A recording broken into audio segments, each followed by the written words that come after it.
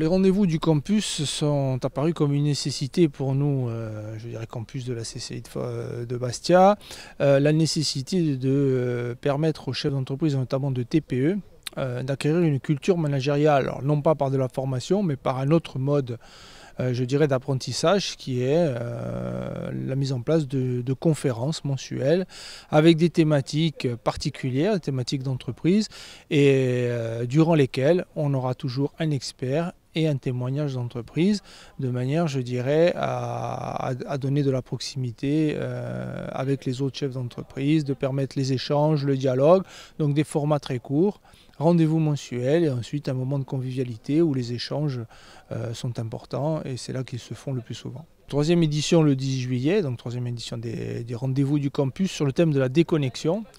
Aujourd'hui, on est tous confrontés à cette problématique. Est-ce qu'on peut déconnecter? Est-ce qu'on ne peut pas déconnecter? Est-ce que j'ai le droit? Est-ce que je n'ai pas le droit? Est-ce que c'est une nécessité ou pas? Donc pour illustrer, je dirais, ce thème, nous aurons Maëva Clément-Maté, qui est une intervenante en ressources humaines et spécialiste du thème, donc qui travaille chez nous et qui va nous éclairer bien évidemment sur cette problématique. Et on fera venir un sportif de haut niveau qui s'appelle Christophe Santine aujourd'hui, qui est un sportif de l'extrême et qui va nous dire à un moment donné s'il est nécessaire de connecter pour se préparer, pour être performant. Donc on n'a pas choisi un chef d'entreprise, mais on a choisi de l'illustrer par un sportif. Donc voilà, on a un peu diversifié la chose, mais c'est le 18 juillet sur le campus. On a parlé du capital humain qu'on voit un petit peu comme une ressource qui est à développer, qui est à fructifier.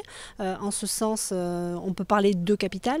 Maintenant, le capital humain, c'est vraiment la ressource principale de l'entreprise, c'est la richesse principale de l'entreprise. Et elle est vraiment représentée par les talents, les potentiels, les qualités, les aptitudes de chacun des individus dans une entreprise, que ce soit les équipes, que ce soit les managers, que ce soit le dirigeant lui-même.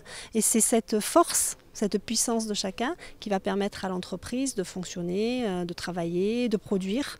Et c'est ce sujet-là qu'on a abordé ce soir. Comment arriver à potentialiser et à déployer ce capital humain au service des objectifs de l'entreprise.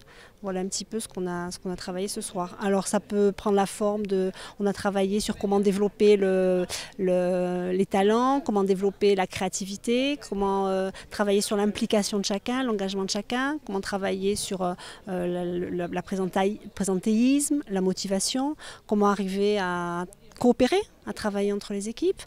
Tout ça, ce ne sont pas des choses très faciles. Chacun a ses verrous, chacun a ses blocages. Et le capital humain va aussi se déployer en arrivant à trouver des leviers pour débloquer tout ça. Et c'est un petit peu le témoignage qu'a fait l'entreprise qui était présente ce soir, l'entreprise Allegrigne, qui a pu justement revisiter un peu sa façon de travailler, les comportements des uns et des autres, parce que c'était le seul moyen d'enrichir un petit peu l'entreprise.